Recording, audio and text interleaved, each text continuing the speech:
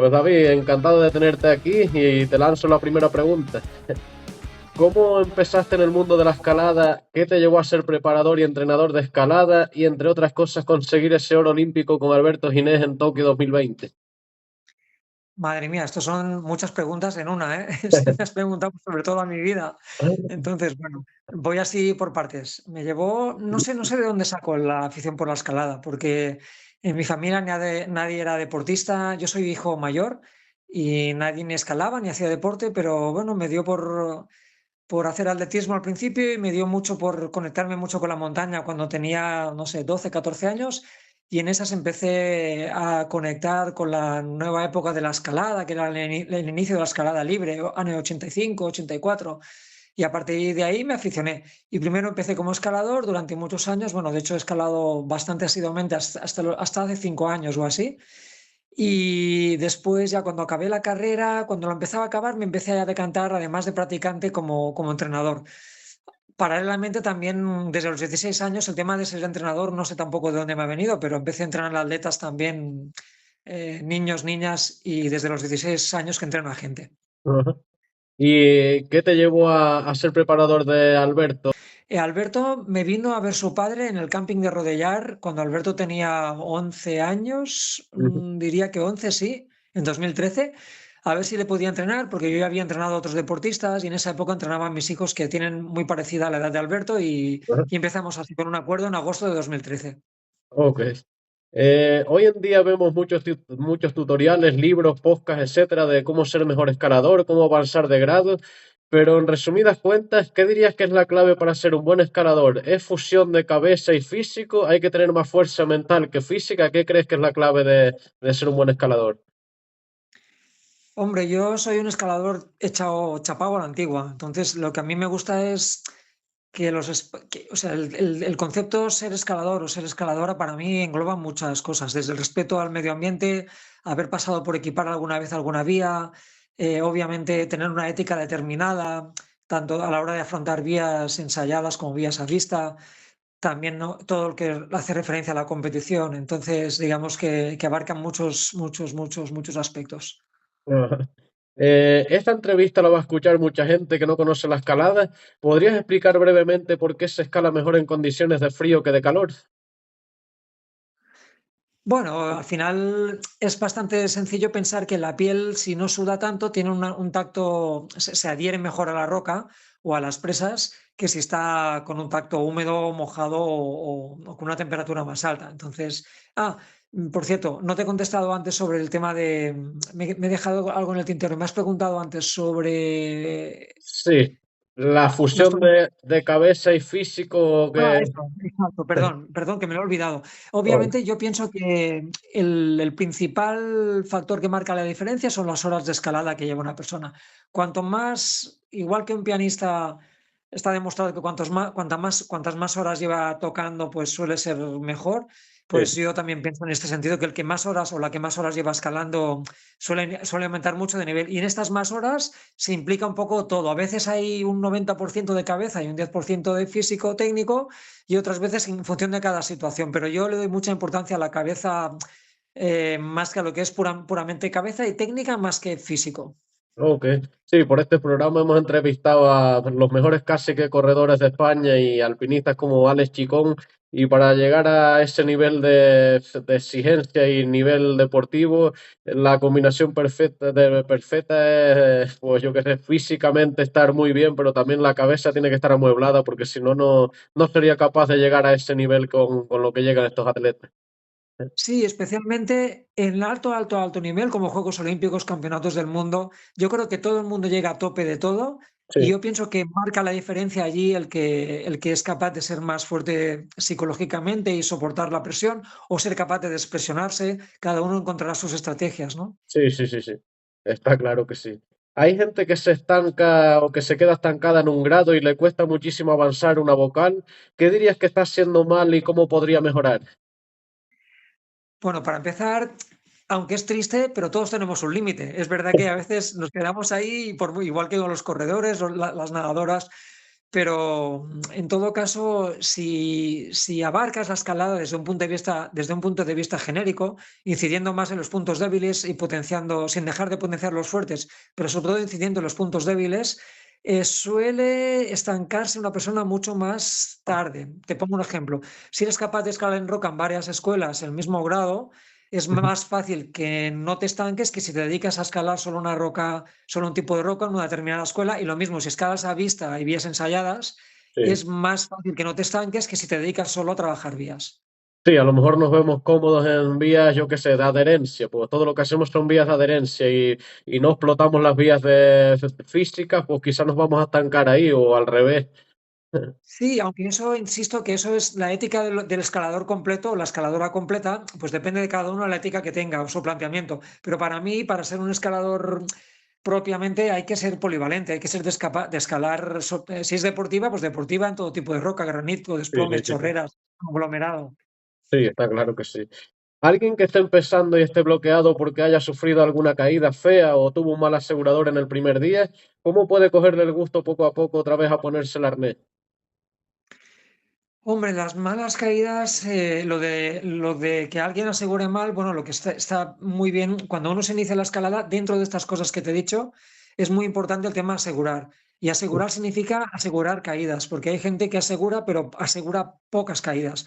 Y además diría que dentro de las caídas, gente que pesa mucho, gente que pesa poco, porque Sí, requieren, si aseguras niños o niñas, cada uno requiere de una adaptación, una técnica diferente. Entonces, es muy importante ponerte en manos de alguien que sabes que tienes confianza.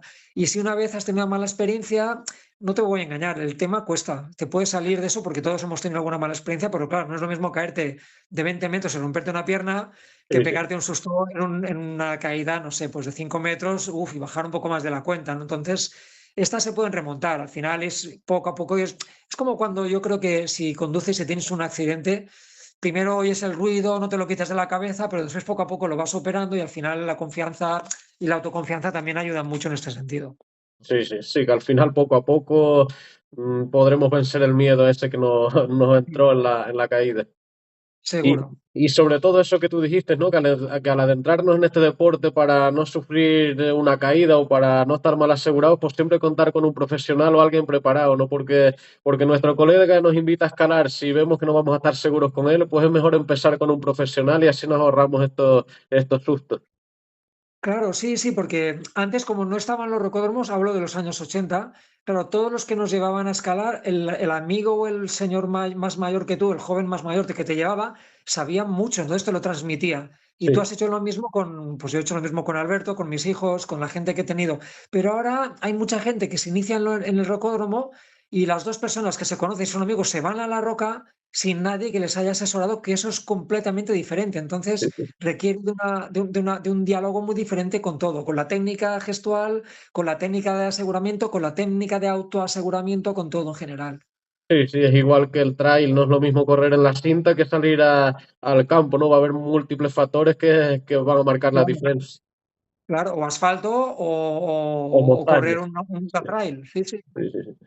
Antiguamente el cuerpo de los escaladores era más robusto, con músculos más abultados, y hoy día los escaladores más top son cuerpos más esbeltos, atléticos, fibrados. ¿Crees que la búsqueda de la dificultad del mayor grado ha dado esa evolución, en la que un cuerpo atlético funciona mejor a mayor nivel y en todos los niveles, y uno más voluminoso se queda un poco rezagado? A ver, me estás hablando en términos muy genéricos. Yo entiendo la escalada como tres modalidades: velocidad, bloque, dificultad, Sí, cada una de las tres con un biotipo diferente. Entonces, al principio se decía en los años 80, 90, el escalador tiene que ser gimnasta de cintura para arriba y atleta o corredor de cintura para abajo. sí, sí, Depende también de cómo sea la construcción de cada uno, pero sí que es cierto que como se trata de levantar tu propio peso, en modalidades como la lead, la dificultad, en la que tienes que estar igual 5 minutos ahí trabajando con tu propio peso en un desplome, hombre, ahí el peso corporal incidirá más. En otras como el bloque, incluso la velocidad, hay diferentes biotipos, pero incluso en la velocidad sí que es verdad que se está tendiendo como al biotipo un poquito más estilizado en todos los sentidos, y en el bloque lo mismo. Con lo que parece ser que el tema del peso corporal es importante sin entrar sí. en paranoias o en pensar que por más delgado que esté, que ese es el camino, porque tampoco no hay que estar más delgado de la cuenta. No, no, claro, y además que va a dar lesiones, ¿no? También se ve en el trail que estamos tirando mucho a adelgazar, a vernos en el espejo y cada vez querer más, más rebajar, y eso no significa bajar tiempos o bajar de el kilómetro, ¿no? Sí, sí, y esas bajadas de excéntrico en las rodillas, cuando ya te pierdes masa, dices, madre mía, antes bajaba como loco y ahora subo bien, pero bajo, Sí, sí, bajo sí. que no me arrastro. Sí, sí, lo entiendo. Ok. En la escalada hay gente que no conoce el gimnasio. ¿Cuánta importancia le darías a un trabajo de fuerza frente a un trabajo de escalada hablando en porcentaje? Depende del escalador o depende del biotipo, porque hay gente que necesita más. Pero primero, siempre, siempre, siempre prioridad del trabajo escalando. Siempre significa que, no sé, yo menos de un 70-80 a la escalada jamás, jamás le doy. Entonces ese 20 o 30% estaría dependiendo del biotipo de la persona, de cómo es, si es más robusto o más robusta, si necesita, si es más longilíneo o más delgadita y necesita, pero para mí hablar por debajo del 70% escalada, 30% físico, y hay veces que es 100% escalada, 0% físico, caso de Alberto, por ejemplo. Sí, porque ya son cuerpos, ¿no? Que están casi que atléticamente preparados para esto desde la corta edad. Sí, pero además, si tú planificas de una manera más global y pues puedes incidir en el físico directamente sobre actividad escalando, ya lo vas trabajando bien, ya lo vas trabajando, sí, sí. Se puede trabajar el físico solo escalando también, sí. Ok. ¿Cómo ves la escalada actualmente? ¿Cómo les sentó a la escalada entrar a los Juegos Olímpicos? ¿Y cómo ves el futuro de la escalada en España? Hombre, actualmente yo estoy encantado porque además yo como atleta desde el año 1976 sigo los Juegos Olímpicos desde Montreal y para mí los Juegos es la máxima expresión de la ética del deporte universal. Entonces se juntaron en 2016 cuando la escalada se dijo que sería olímpica como el hambre con las ganas de comer, ¿no? Para mí fue como una revelación de decir, Sí, madre mía, la montaña que es lo mío y la escalada en roca, ahora resulta que se vuelve competición y ahora se vuelve también olímpica. Por tanto, estoy encantado en este sentido. Y el futuro, hombre, yo creo que no creo que se contraponga. Creo que la escalada, los Juegos Olímpicos añaden aún más valor a la escalada del que ya tenía sin menospreciar la escalada en roca o la escalada multipitch o de varios largos. Y yo creo que suma más que no resta. sí, hay varios deportistas que, bueno, en otras disciplinas, en esquí de montaña o en otras disciplinas que han estado en contra incluso de participar en los Juegos, pero está claro que el escaparate en el que te pone unos Juegos Olímpicos merece la pena pagar el precio de la adaptación o algo que tenga que hacer el deporte. Sí, pero aquí también pasó, ¿eh? Para Tokio 2020, cuando todos los años de las clasificaciones anteriores Sí, sí, salió una corriente de que no voy a participar, tal, pero al final los Juegos Olímpicos tienen tanta relevancia que si no eres tú, será otra o otro. O claro. sea que no te preocupes que si alguien dice no estoy de acuerdo, igual que no me gusta esta vía, pues no vayas, no pasa nada, pero otro la irá a probar porque quizá a otro sí le gusta. Entonces, por suerte, en nuestra disciplina, la escalada es bastante abierta en este sentido. Hay muchas, y los juegos o la escalada deportiva en roca o en competición son una variante más. Sí, sí, sí, sí. Al igual que en todos los deportes, en escalada hay pies de gato que van desde los 20 euros hasta los 250 o 300 euros. ¿Qué importancia tiene el pie de gato a nivel amateur y a nivel profesional? ¿Y cuánto importa tener un pie de gato 4 tallas menos que la nuestra si estamos empezando? Bueno, sin meterme con ninguna marca, porque creo que todos estaremos de acuerdo en eso. Al principio es cierto que no se necesitan pies de gato demasiado ajustados y pueden ser un poquito más baratos, pero claro, todo al final depende específicamente de la sensibilidad del pie. Entonces, llega un momento en que según el tipo de roca necesitas mayor sensibilidad, en otra menor o en otra puedes, en un desplome.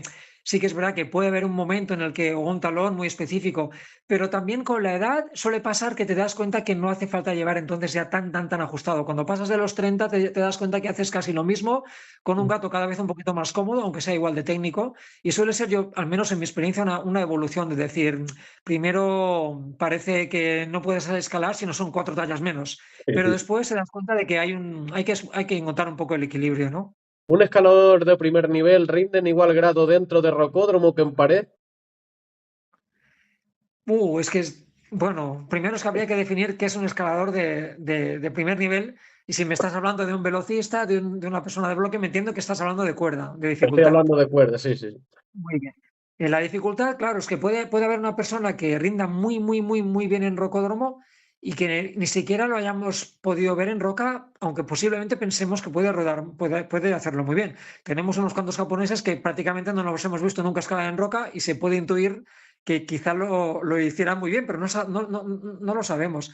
Y en roca, pues también tenemos ahora especialistas de roca que normalmente casi todos han pasado, casi todos en su vida han pasado alguna vez por la competición.